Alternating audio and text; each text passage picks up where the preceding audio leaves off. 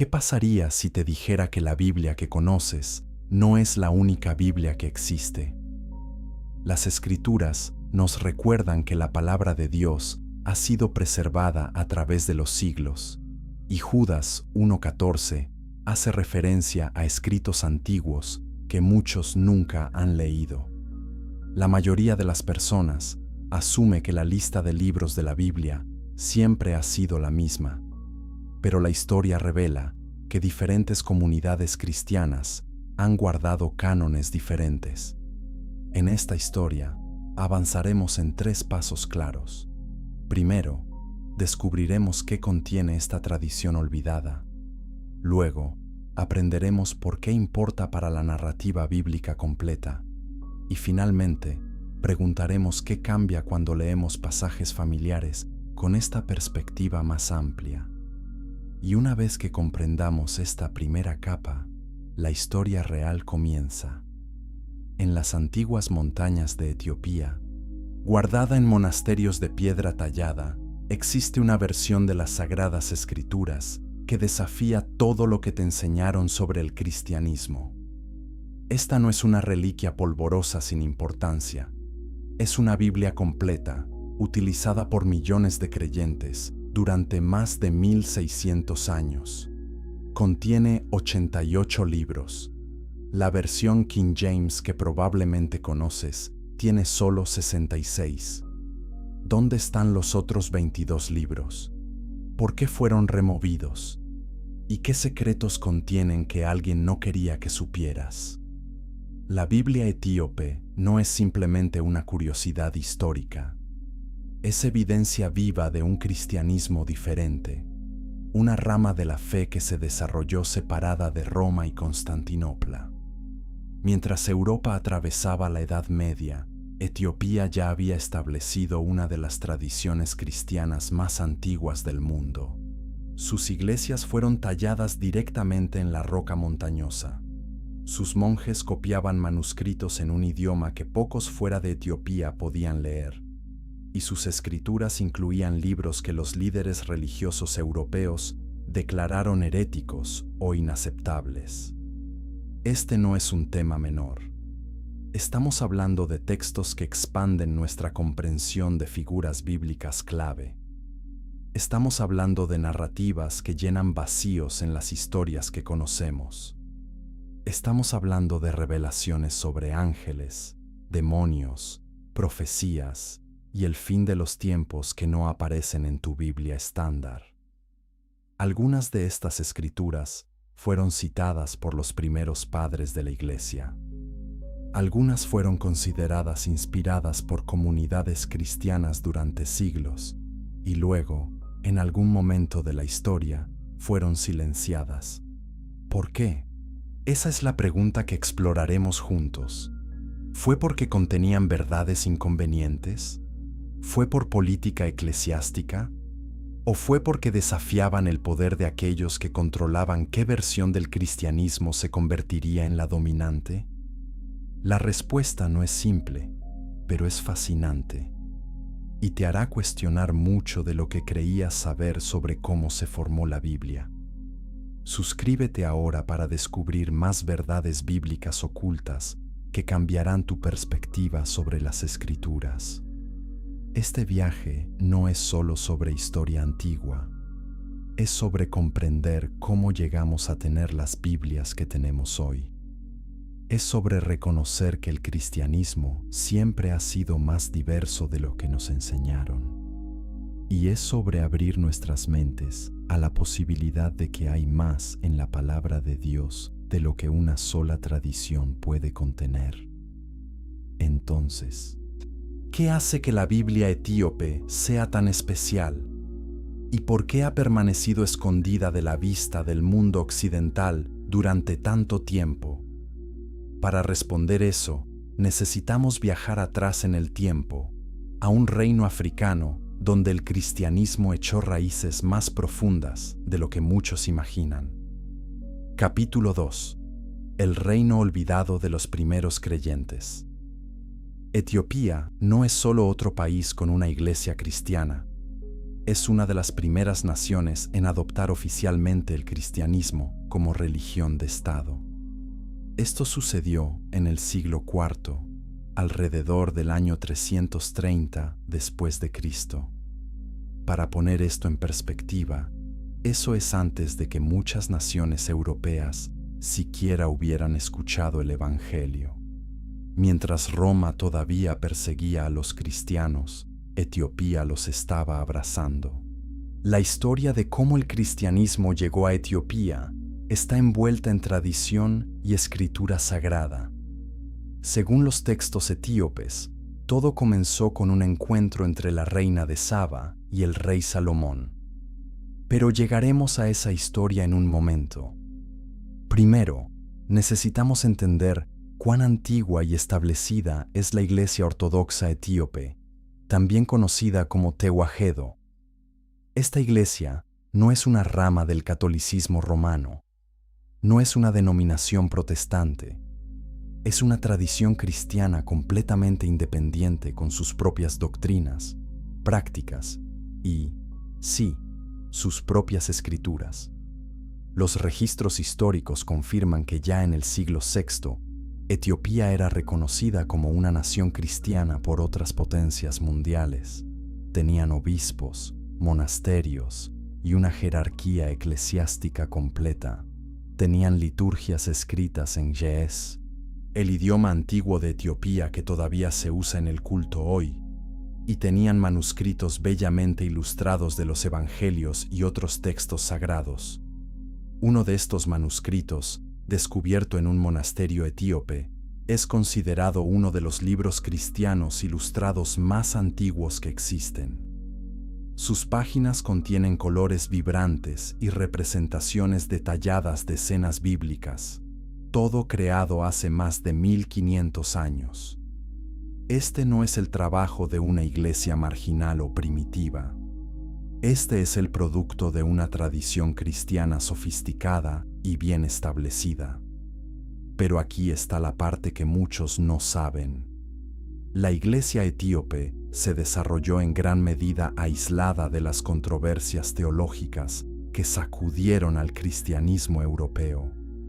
Mientras los cristianos en Europa peleaban sobre la naturaleza de Cristo en concilios como Calcedonia, los etíopes siguieron su propio camino teológico. Esto significa que sus creencias y prácticas preservaron elementos del cristianismo primitivo que se perdieron o cambiaron en otras partes del mundo.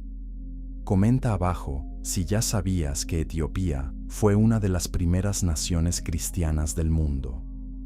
Esta independencia también se extendió a sus escrituras. Los cristianos etíopes no esperaron que Roma o Constantinopla les dijeran qué libros eran sagrados. Desarrollaron su propio canon basado en las tradiciones que habían recibido de los primeros misioneros y de sus propias experiencias espirituales. Este canon era más amplio, más inclusivo y, según algunos estudiosos, potencialmente más cercano a lo que los primeros cristianos realmente leían y valoraban.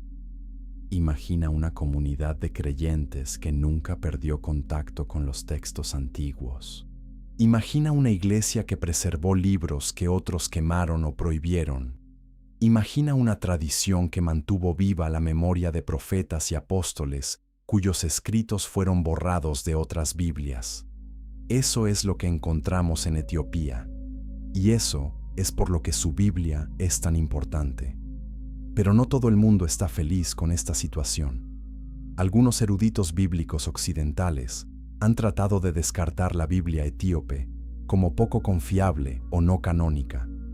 Argumentan que los libros extra no fueron inspirados por Dios. Dicen que son pseudepigrafa, textos falsos escritos por autores desconocidos que pretendían ser profetas o apóstoles. Pero, ¿es eso realmente justo? ¿Y quién tiene el derecho de decidir qué es escritura y qué no lo es? Antes de que podamos responder esa pregunta, necesitamos profundizar en una de las historias más fascinantes de la Biblia etíope, una historia que conecta a Etiopía directamente con el rey Salomón y el pueblo de Israel. Capítulo 3. La reina de Saba y el secreto real. La historia de la reina de Saba es conocida por muchos cristianos. Aparece en el libro de Primero de Reyes, capítulo 10, y también en Segundo de Crónicas, capítulo 9. La Biblia nos dice que esta reina escuchó sobre la sabiduría del rey Salomón y viajó a Jerusalén para probarlo con preguntas difíciles. Quedó tan impresionada que le dio regalos extravagantes de oro, especias y piedras preciosas. Pero la Biblia no nos dice todo. No nos dice de dónde vino exactamente esta reina. No nos dice qué pasó después de su visita. Y ciertamente, no nos dice que tuvo un hijo con Salomón. Sin embargo, la tradición etíope llena todos estos vacíos. Según el Kebra Nagast, el libro sagrado nacional de Etiopía, la reina de Saba vino de Etiopía. Su nombre era Maqueda, y después de su encuentro con Salomón, regresó a casa embarazada con su hijo. Ese hijo se llamaría Menelik, que significa hijo del sabio. Cuando creció, Menelik viajó a Jerusalén para conocer a su padre. Salomón lo reconoció como su heredero y le ofreció quedarse en Israel. Pero Menelik eligió regresar a Etiopía para gobernar su propia tierra. Y cuando regresó, trajo consigo algo extraordinario. Trajo el Arca del Pacto. Sí, leíste eso correctamente. Según la tradición etíope, el Arca del Pacto, el objeto más sagrado del judaísmo, fue llevada de Jerusalén a Etiopía hace casi 3000 años. Se dice que todavía está allí hoy, escondida en una iglesia en la ciudad de Aksum, custodiada por un solo monje que dedica su vida entera a protegerla. Nadie más puede verla. Ningún extranjero ha sido autorizado a examinarla. Su existencia es un asunto de fe. Ahora, muchos eruditos occidentales descartan esta historia como leyenda. Dicen que no hay evidencia arqueológica que la respalde. Pero aquí está lo interesante. La evidencia genética muestra que efectivamente hubo mezcla entre poblaciones del Medio Oriente y africanas en la región de Etiopía hace miles de años. Los estudios de ADN han encontrado marcadores genéticos en etíopes modernos que sugieren ascendencia de pueblos egipcios, israelíes o sirios antiguos. Esto no prueba que la reina de Saba y Salomón tuvieran un hijo, pero sí confirma que había contacto e intercambio entre estas culturas. Me encantaría leer tu opinión en los comentarios sobre esta increíble conexión histórica. Además, la historia de Menelik no es solo un cuento popular etíope. Está profundamente integrada en la identidad nacional y espiritual de Etiopía. Los emperadores etíopes afirmaron durante siglos que descendían directamente de Salomón a través de Menelik. Esta línea real, conocida como la dinastía salomónica, gobernó Etiopía hasta 1974, cuando el emperador Haile Selassie fue coronado en 1930. Uno de sus títulos oficiales era León Conquistador de la tribu de Judá, una referencia directa a esta conexión con el rey David y Salomón. ¿Por qué importa esto? Porque muestra que los etíopes se veían a sí mismos como parte de la historia bíblica, no solo como observadores. Se consideraban herederos de las promesas hechas a Abraham, Isaac y Jacob. Y esa autocomprensión influyó en qué textos consideraban sagrados. Si eres el pueblo que custodia el Arca del Pacto, si tu emperador desciende del rey más sabio de Israel, entonces tu Biblia naturalmente reflejará esa relación especial con Dios. Los libros adicionales en la Biblia etíope a menudo tratan sobre figuras y eventos que conectan estas dos tradiciones. Incluyen más detalles sobre los patriarcas, más profecías sobre el Mesías y más revelaciones sobre el plan de Dios para todas las naciones, no solo Israel. Para los etíopes, estas no son adiciones aleatorias, son extensiones necesarias de la narrativa bíblica que honran su lugar en la historia de la salvación. Pero si estos libros son tan importantes, ¿por qué no están en tu Biblia?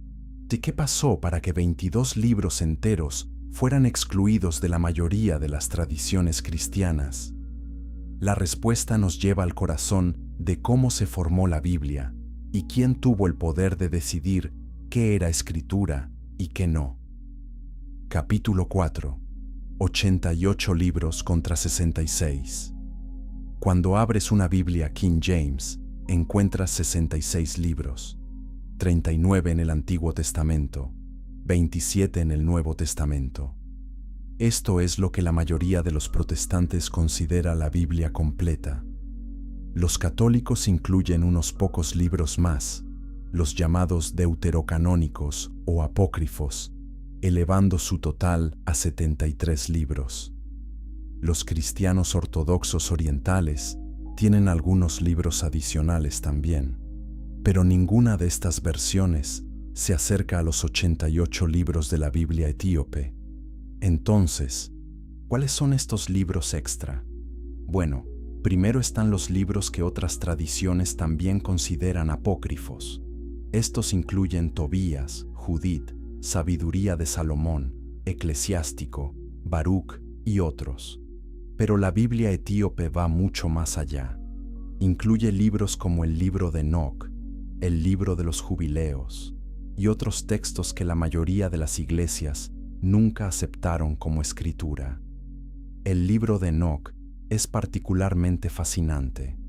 Cuenta la historia de Enoc, el hombre que caminó con Dios y fue llevado al cielo sin morir, según Génesis capítulo 5, versículo 24. Pero mientras la Biblia estándar solo dedica unos pocos versículos a Enoc, el libro de Enoc expande enormemente su historia. Describe viajes celestiales donde Enoc ve ángeles, demonios y los secretos del cosmos. Habla de los vigilantes, o ángeles que bajaron a la tierra y se casaron con mujeres humanas, produciendo gigantes llamados Nefilim. Proporciona profecías detalladas sobre el juicio final y el Mesías venidero. Da like si esta revelación te sorprendió tanto como a mí cuando la descubrí. Ahora, aquí está lo impactante. El libro de Enoc no solo fue preservado por los etíopes, fue citado por escritores del Nuevo Testamento. La carta de Judas, en los versículos 14 y 15, cita directamente del libro de Enoc. El apóstol Pedro parece hacer referencia a sus enseñanzas en su segunda carta. Los primeros padres de la Iglesia, como Tertuliano y Clemente de Alejandría, los citaron como escritura. Durante los primeros siglos del cristianismo, el libro de Enoc fue ampliamente leído y respetado. Entonces, ¿qué pasó? ¿Por qué desapareció de la mayoría de las Biblias? La respuesta tiene que ver con el proceso de canonización, el método por el cual la Iglesia decidió qué libros eran verdaderamente inspirados por Dios y cuáles no. Este proceso no fue rápido ni simple, tomó siglos y estuvo lleno de desacuerdos, debates y, sí, política. Diferentes comunidades cristianas tenían diferentes opiniones sobre qué libros debían incluirse. Algunas iglesias usaban el libro de Enoc en su liturgia, otras lo rechazaban. Algunas valoraban el libro de los jubileos, que recontaba las historias del Génesis con detalles adicionales. Otras lo ignoraban. No había una autoridad central que pudiera simplemente declarar cuál era el canon oficial. Ni siquiera el emperador romano podía hacer eso, aunque lo intentó. Lo que finalmente sucedió fue que ciertos textos fueron favorecidos por las iglesias más poderosas, especialmente las de Roma y Constantinopla. Estos textos se copiaron más frecuentemente. Se tradujeron al latín y griego. Se usaron en debates teológicos oficiales. Mientras tanto, otros textos cayeron en desuso, al menos en Europa y el Medio Oriente. Pero en Etiopía, donde la Iglesia no estaba bajo el control de Roma, estos libros continuaron siendo copiados, leídos y venerados. La pregunta es, ¿quién tenía razón? ¿Fueron los líderes de la Iglesia en Roma correctos al excluir estos libros? ¿O fueron los etíopes correctos al preservarlos? Esta no es solo una pregunta académica, es una pregunta que afecta cómo entendemos la Biblia, cómo interpretamos pasajes clave y cómo vemos la voluntad de Dios revelada en las Escrituras. Antes de que puedas responder eso por ti mismo, necesitas entender exactamente por qué estos libros fueron rechazados por la corriente principal del cristianismo. ¿Cuál fue la razón oficial? ¿Y hay algo más en la historia? Capítulo 5. Los textos que Roma rechazó. Cuando los líderes de la Iglesia en Europa comenzaron a solidificar el canon bíblico, establecieron ciertos criterios para decidir qué libros debían incluirse. Un libro tenía que ser antiguo, escrito por un apóstol o alguien cercano a los apóstoles. Tenía que ser ampliamente aceptado por las iglesias. Tenía que ser consistente con la doctrina cristiana ortodoxa. Y tenía que mostrar señales de inspiración divina, lo que sea que eso significara en la práctica. Muchos de los libros en la Biblia etíope fallaron una o más de estas pruebas, al menos según los estándares europeos. El libro de Enoc, por ejemplo, fue rechazado en parte porque su autoría era cuestionable.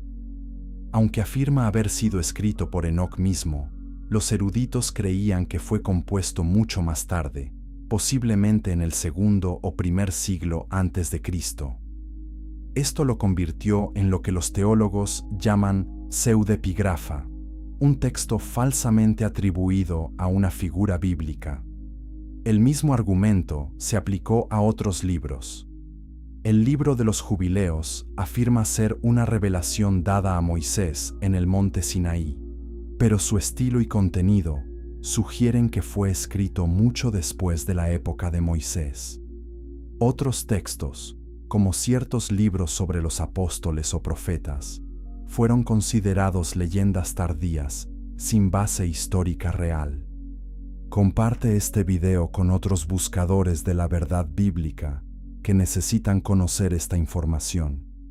Pero aquí está el problema con este razonamiento.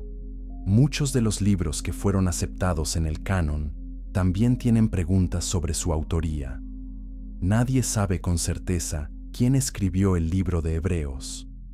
La autoría de algunos de los salmos es debatida.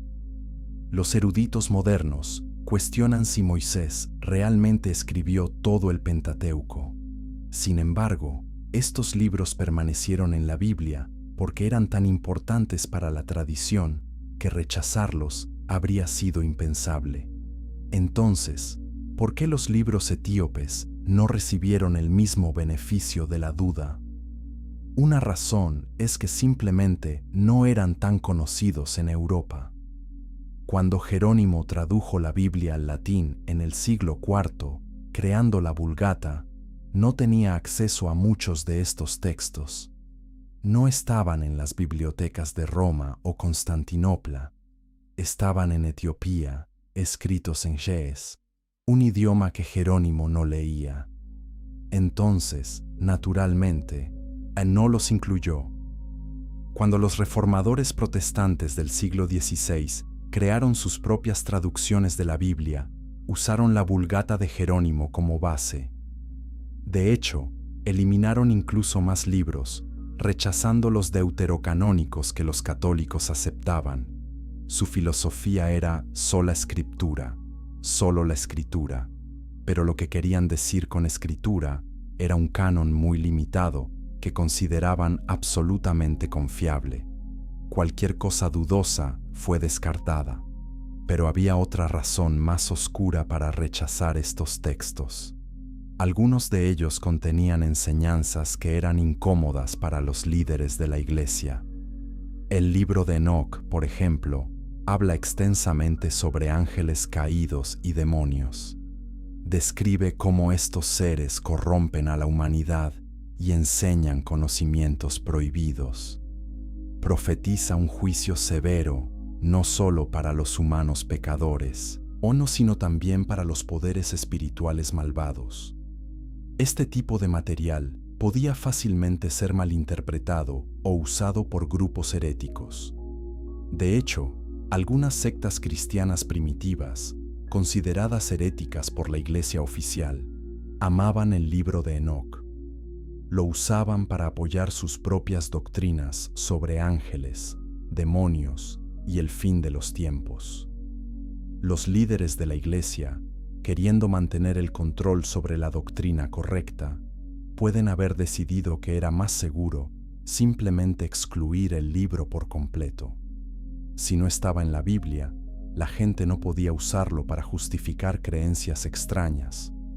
Esta misma lógica se aplicó a otros textos.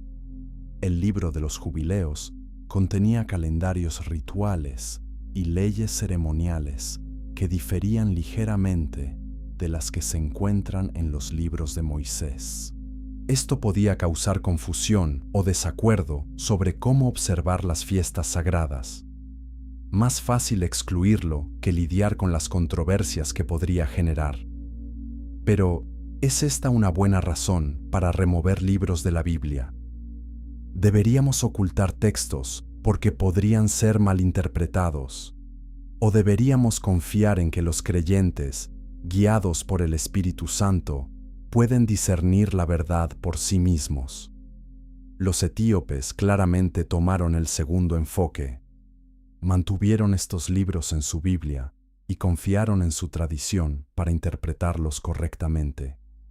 Ahora, aquí es donde la historia se vuelve realmente interesante, porque la decisión sobre qué incluir en la Biblia no fue tomada solo por teólogos y obispos, fue tomada por emperadores y políticos, hombres que tenían sus propias agendas de poder. Capítulo 6. El Concilio, que cambió el cristianismo. El año 325 después de Cristo fue un punto de inflexión en la historia cristiana. El emperador Constantino, quien había legalizado recientemente el cristianismo en el Imperio Romano, convocó un gran concilio de obispos en la ciudad de Nicea. Este concilio de Nicea es famoso por producir el Credo de Nicea, una declaración de fe cristiana que todavía se recita en iglesias hoy. Pero también marcó el comienzo del control imperial sobre la doctrina cristiana. Constantino no era teólogo, era un político y un soldado. Su interés en el cristianismo era tanto político como espiritual. Vio que el cristianismo podía unificar su imperio, pero solo si todos los cristianos estaban de acuerdo sobre qué creer. Las disputas teológicas estaban desgarrando a la iglesia. Diferentes grupos enseñaban diferentes cosas sobre la naturaleza de Cristo, la Trinidad y la salvación. Constantino quería poner fin a estas disputas de una vez por todas. Suscríbete para descubrir más sobre los concilios que dieron forma al cristianismo que conocemos hoy. Entonces, reunió a los obispos, les dio recursos y autoridad, y les dijo que resolvieran sus desacuerdos. El resultado fue una versión del cristianismo que era aceptable para el imperio. Las doctrinas que Constantino y sus sucesores favorecían se convirtieron en ortodoxia. Las doctrinas que rechazaban se convirtieron en herejía, y cualquiera que se aferrara a la herejía podía ser exiliado, encarcelado o peor. Ahora, el Concilio de Nicea no decidió oficialmente qué libros debían estar en la Biblia. Eso vendría más tarde. En otros concilios, y a través de un largo proceso de aceptación por parte de la Iglesia. Pero estableció un precedente importante. Estableció que el poder político podía influir en asuntos religiosos. y significó que las decisiones sobre doctrina, liturgia y escritura no serían tomadas solo por comunidades de creyentes en oración. Serían tomadas por hombres con poder, hombres que a veces tenían motivaciones que no eran puramente espirituales. Los obispos etíopes no estuvieron presentes en Nicea. Etiopía estaba demasiado lejos y su iglesia ya estaba bien establecida con sus propias tradiciones. No necesitaban la aprobación de Constantino. No sentían la necesidad de conformarse a lo que Roma decidiera. Esto significó que cuando los líderes de la Iglesia europea comenzaron a excluir ciertos libros de sus cánones, o los etíopes simplemente continuaron usando los libros que siempre habían considerado sagrados. Más tarde, en concilios como el de Hipona en el año 393 y el de Cartago en el año 397, los obispos norteafricanos y europeos finalmente hicieron listas oficiales de libros bíblicos. Estas listas se convirtieron en la base de la Biblia católica. Pero incluso entonces había desacuerdos. Algunas iglesias orientales no aceptaron todas las decisiones de estos concilios. Desarrollaron sus propios cánones, incluida la iglesia etíope. Lo que esto revela es una verdad incómoda. El canon bíblico no fue establecido por una revelación divina directa. No fue como cuando Moisés recibió los 10 mandamientos en tablas de piedra. Fue un proceso humano, lleno de debates, compromisos y sí, política. Hombres buenos e inteligentes no estaban de acuerdo sobre qué libros eran inspirados. Y al final, las decisiones a menudo fueron influenciadas por quién tenía más poder o influencia. Esto no significa que la Biblia no sea confiable, pero sí significa que debemos ser humildes al afirmar que nuestra versión de la Biblia es la única correcta. Los etíopes tienen sus razones para incluir libros adicionales. Los protestantes tienen sus razones para excluirlos. Y tal vez, solo tal vez, ambos tienen algo que enseñarnos sobre la riqueza y complejidad de la revelación de Dios. Pero incluso dentro de Etiopía, no todos están de acuerdo sobre qué libros deben incluirse. De hecho, la Iglesia Ortodoxa etíope tiene 2 cánones diferentes, dependiendo de a quién le preguntes. Capítulo 7. 2 cánones para una fe. Cuando los eruditos hablan de la Biblia etíope, a menudo se refieren al canon más amplio de 81 libros. Pero existe también un canon más estrecho de 72 libros que es más comúnmente usado en la liturgia y la enseñanza oficial. Esta distinción puede parecer confusa, pero en realidad revela algo importante sobre cómo las comunidades religiosas lidian con la autoridad de las Escrituras. El canon más amplio incluye todos los textos que alguna vez fueron considerados sagrados por alguna parte de la tradición etíope. Esto incluye el libro de Enoc, el libro de los Jubileos y varios otros textos que no se encuentran en ninguna otra Biblia cristiana. Este canon representa la totalidad de la herencia literaria espiritual etíope. Es la biblioteca completa de escritos que han nutrido la fe etíope a lo largo de los siglos. El canon más estrecho, por otro lado, fue formalizado bajo el liderazgo del emperador Haile Selassie en el siglo XX. Haile Selassie, como mencionamos antes, afirmaba descender del rey Salomón. Era un cristiano devoto que quería fortalecer la iglesia etíope y darle una estructura más clara. Bajo su dirección, se estableció una lista oficial de 72 libros que serían la base de la enseñanza y la práctica eclesiástica. Me gustaría saber en los comentarios cuál enfoque te parece más sensato para definir las Escrituras. Esta distinción entre cánones más amplios y más estrechos no es única de Etiopía. Los judíos tienen un canon estrecho de escrituras hebreas, pero también reconocen otros escritos sagrados que no tienen el mismo nivel de autoridad. Los católicos distinguen entre libros protocanónicos y deuterocanónicos.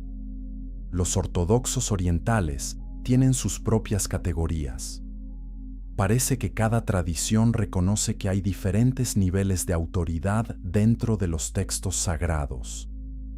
¿Pero qué significa esto en la práctica?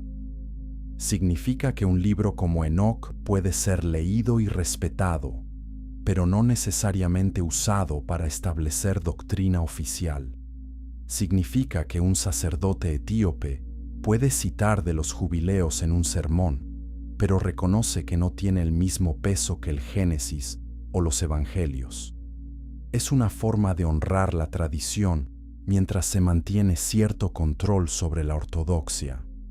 Sin embargo, esta flexibilidad también plantea preguntas difíciles. Si diferentes libros tienen diferentes niveles de autoridad, ¿quién decide eso? ¿Y sobre qué base? Para los protestantes, la respuesta suele ser que solo los libros que son claramente apostólicos y universalmente aceptados deben tener plena autoridad.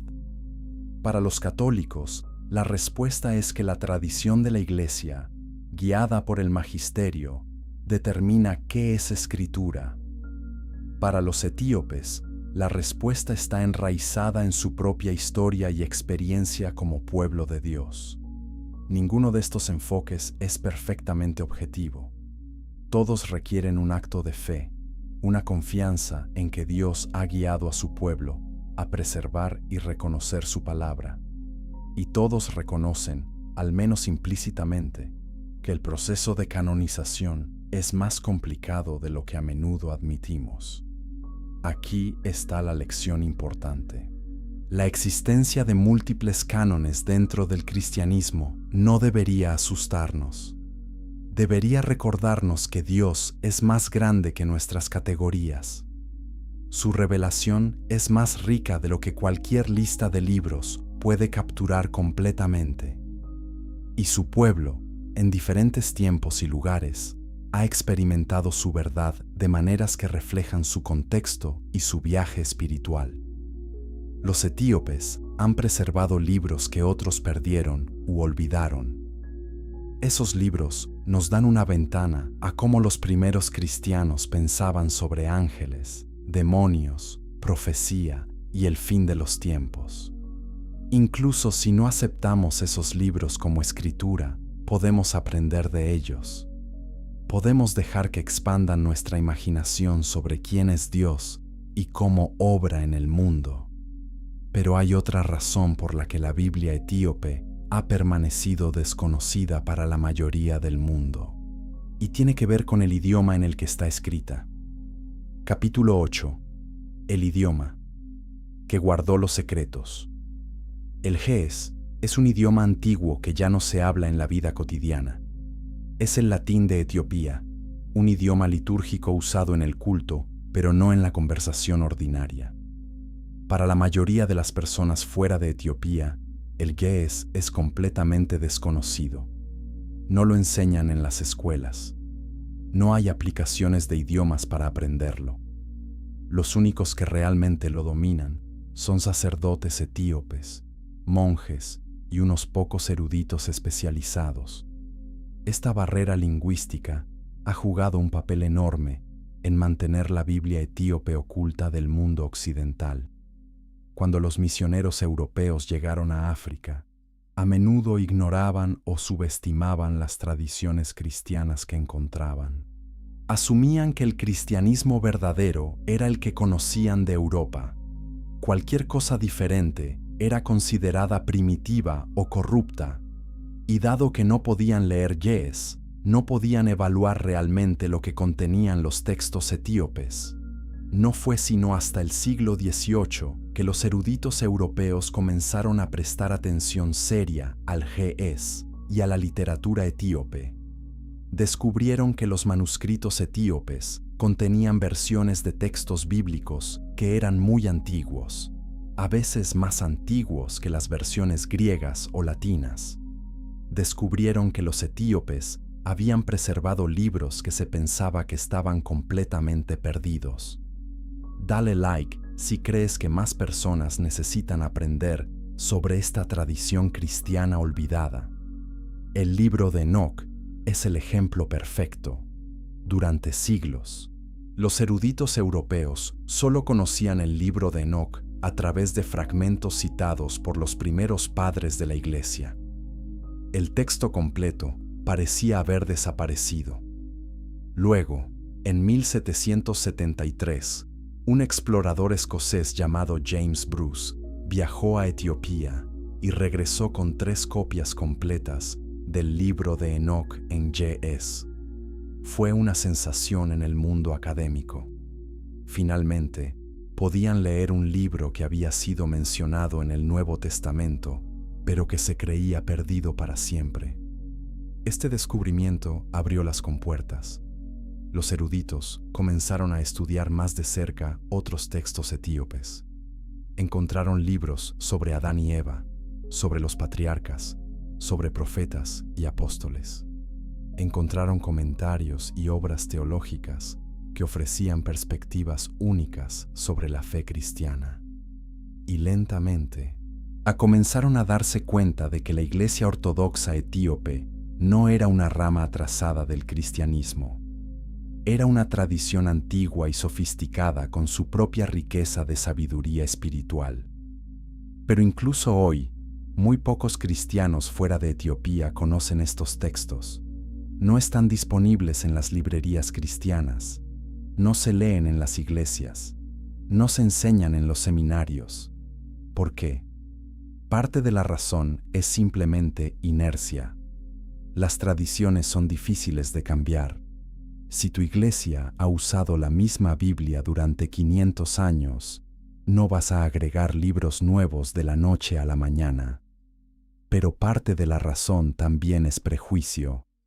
Durante mucho tiempo, África fue vista por los europeos como un continente oscuro que necesitaba ser iluminado por la civilización occidental. La idea de que los africanos pudieran tener algo que enseñar a Europa sobre el cristianismo era casi impensable. Entonces, incluso cuando los eruditos descubrieron la riqueza de la tradición etíope, no fue tomada tan en serio como debería haberlo sido. Esto está cambiando lentamente. Hoy, hay más interés en el cristianismo global y en las diferentes formas en que las personas en todo el mundo expresan su fe. Hay más respeto por las tradiciones no occidentales. Y hay más acceso a traducciones de textos etíopes en idiomas como el inglés. Pero todavía tenemos un largo camino por recorrer antes de que la Biblia etíope reciba el reconocimiento que merece. El idioma, sin embargo, es solo una parte de la historia. También hubo razones políticas por las cuales la Biblia etíope fue excluida del cristianismo dominante. Y esas razones nos dicen mucho sobre cómo la religión y el poder están entrelazados. Capítulo 9. Poder político y verdad espiritual. La Iglesia cristiana primitiva no era una organización unificada. Era una colección dispersa de comunidades, cada una con sus propias prácticas y creencias. Algunas estaban en ciudades importantes como Roma, Antioquía y Alejandría. Otras estaban en lugares remotos como Etiopía, Armenia y la India. Durante los primeros siglos, estas comunidades se comunicaban entre sí, pero cada una mantenía cierto grado de independencia. Esto cambió cuando el cristianismo se convirtió en la religión oficial del Imperio Romano. De repente, ser cristiano no era solo una cuestión de fe personal, era una cuestión de lealtad política. Y los líderes imperiales tenían un gran interés en controlar qué tipo de cristianismo se practicaba dentro de sus fronteras. Querían una iglesia unificada que pudiera apoyar su autoridad, no una colección fragmentada de grupos que podrían desafiarlos. Comparte este descubrimiento con quienes buscan entender el verdadero origen de nuestras escrituras. Para lograr esta unificación, Los emperadores convocaron concilios, establecieron obispos oficiales y suprimieron las doctrinas que consideraban heréticas. Las iglesias que estaban dentro del imperio y que dependían del favor imperial tuvieron que adaptarse. Las que estaban fuera del imperio, como la iglesia etíope, no lo hicieron.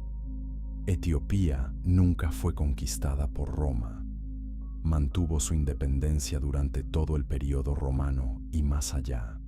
Esto significó que la Iglesia Ortodoxa etíope nunca estuvo bajo la autoridad del Papa en Roma o del Patriarca en Constantinopla.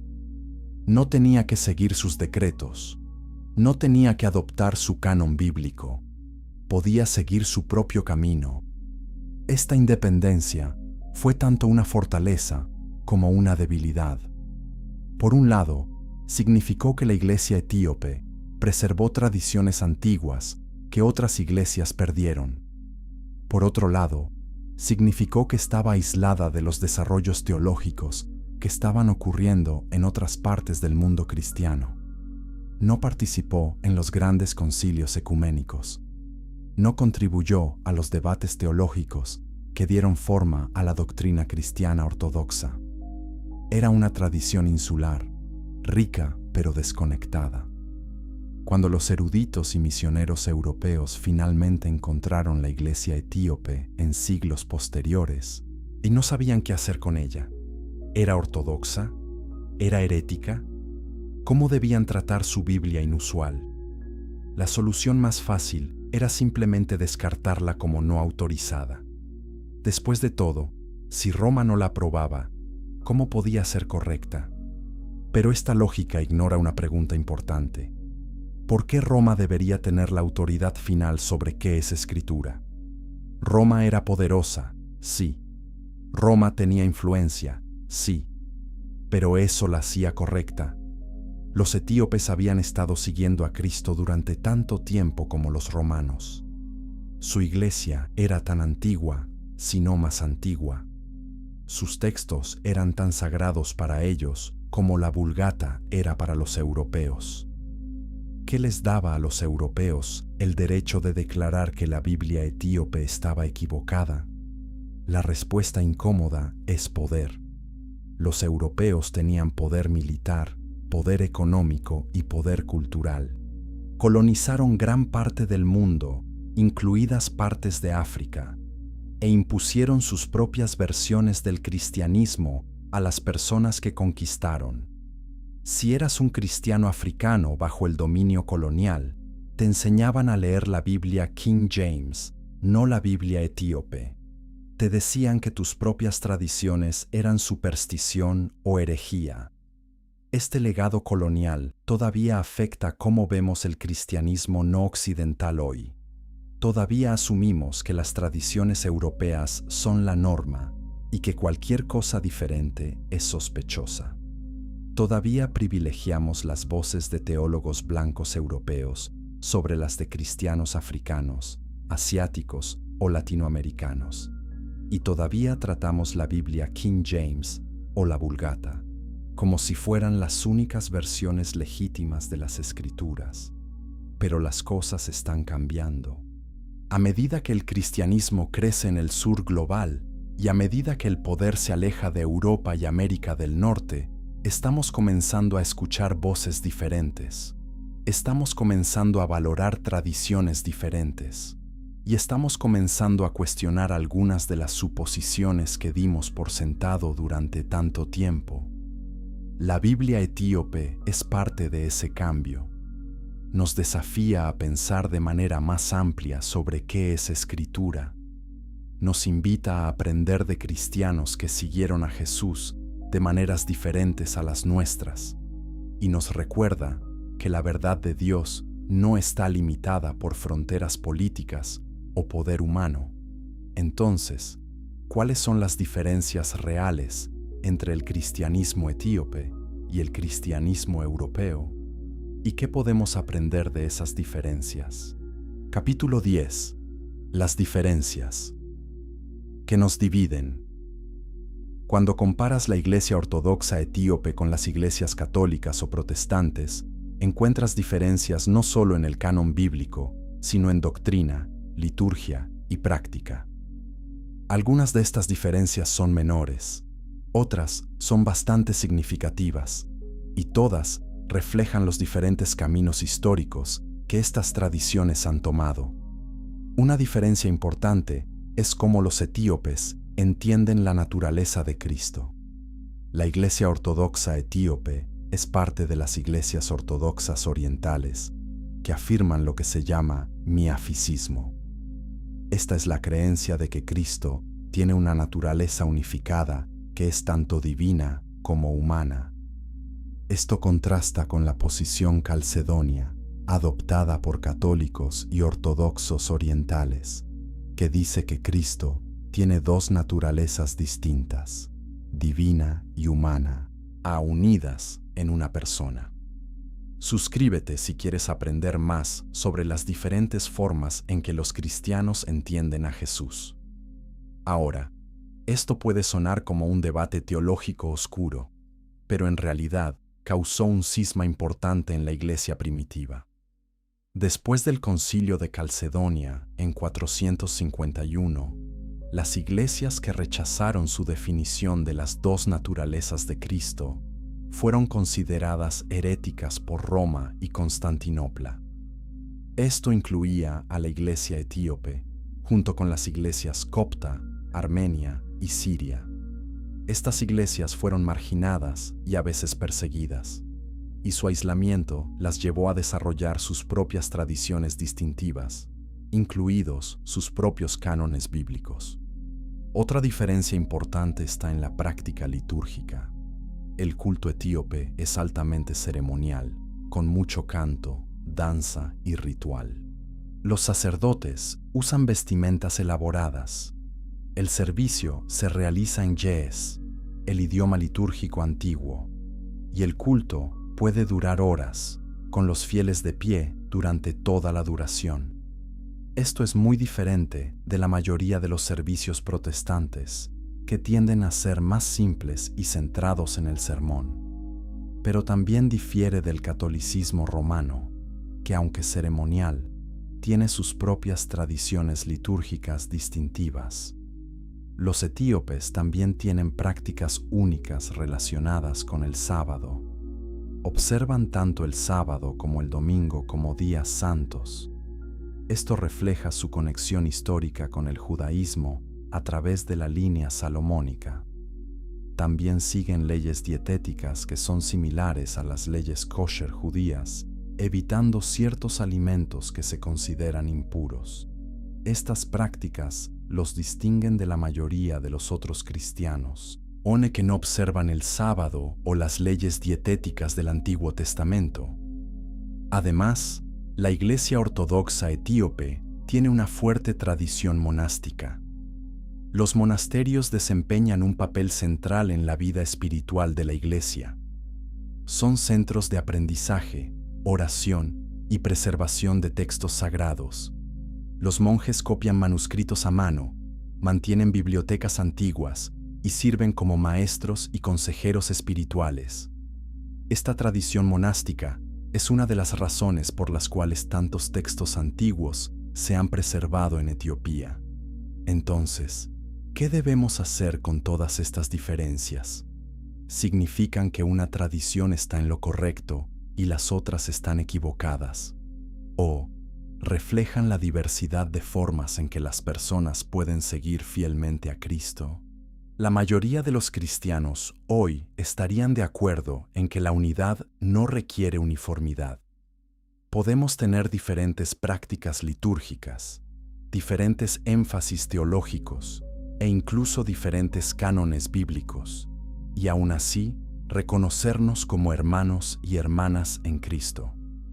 Comenta tu reflexión sobre cómo estas diferencias enriquecen o complican nuestra fe cristiana. La Biblia etíope nos enseña que Dios ha estado obrando en todo el mundo, en culturas y contextos que son muy diferentes de los nuestros. Nos enseña que la revelación de Dios es más grande de lo que cualquier tradición puede contener completamente. Y nos enseña humildad, recordándonos que nuestro propio entendimiento de las Escrituras no es el único entendimiento posible. Esto no significa que todo vale, no significa que no haya verdad objetiva, pero sí significa que debemos acercarnos a otras tradiciones con respeto y una mente abierta, dispuestos a aprender en lugar de simplemente juzgar. Entonces, ¿cuál es la verdad sobre la Biblia etíope? ¿Es tan autorizada como la Biblia King James? ¿Deberíamos leer los libros adicionales que contiene? ¿Y qué significa todo esto para nuestra fe hoy? Capítulo 11. La verdad escondida en las montañas. Después de todo lo que hemos explorado, llegamos a la pregunta final. ¿Qué debemos hacer con la Biblia etíope? ¿Deberíamos aceptarla como escritura? ¿Deberíamos estudiar sus libros adicionales? ¿O deberíamos quedarnos con el canon que conocemos y confiamos? No hay una respuesta fácil, pero aquí hay algunas cosas a considerar. Primero, la existencia de la Biblia etíope nos recuerda que el proceso de formar el canon bíblico fue complejo e involucró decisiones humanas. No fue un acto simple y directo de revelación divina. Fue un proceso en el cual comunidades de creyentes, guiadas por el Espíritu Santo, pero también influenciadas por su contexto histórico y cultural, tomaron decisiones sobre qué textos eran sagrados. Segundo, los libros adicionales en la Biblia etíope no son heréticos. No contradicen las enseñanzas centrales del cristianismo. De hecho, muchos de ellos refuerzan esas enseñanzas. El libro de Enoc, por ejemplo, enfatiza la justicia de Dios, el juicio venidero y la esperanza de redención. El libro de los Jubileos celebra la fidelidad de Dios a su pacto con Israel. Estos no son mensajes peligrosos, son profundamente bíblicos. Tercero, incluso si no aceptamos estos libros como parte del canon, podemos aprender de ellos. Pueden ayudarnos a entender cómo los primeros cristianos pensaban sobre ciertos temas. Pueden llenar algunos de los espacios en blanco en las historias bíblicas que conocemos. Pueden inspirarnos y desafiarnos espiritualmente. Leer estos textos no socava nuestra fe, la enriquece. Dale like si esta investigación ha cambiado tu forma de ver la Biblia y su historia. Cuarto, la Biblia etíope nos desafía a ser más humildes en nuestras afirmaciones sobre qué es escritura. Si millones de cristianos durante más de 1500 años han considerado estos libros como sagrados, ¿quiénes somos nosotros para descartarlos sin siquiera leerlos? Tal vez no necesitemos estar de acuerdo con todo lo que contienen, pero al menos deberíamos estar dispuestos a considerar que podríamos estar perdiendo algo. Finalmente, la historia de la Biblia etíope es un recordatorio de que Dios es más grande que nuestras categorías y sistemas. No está limitado por nuestros cánones, nuestras doctrinas o nuestras tradiciones. Habla a las personas en diferentes idiomas, en diferentes culturas y en diferentes épocas, y su verdad es lo suficientemente rica como para ser expresada de muchas maneras diferentes.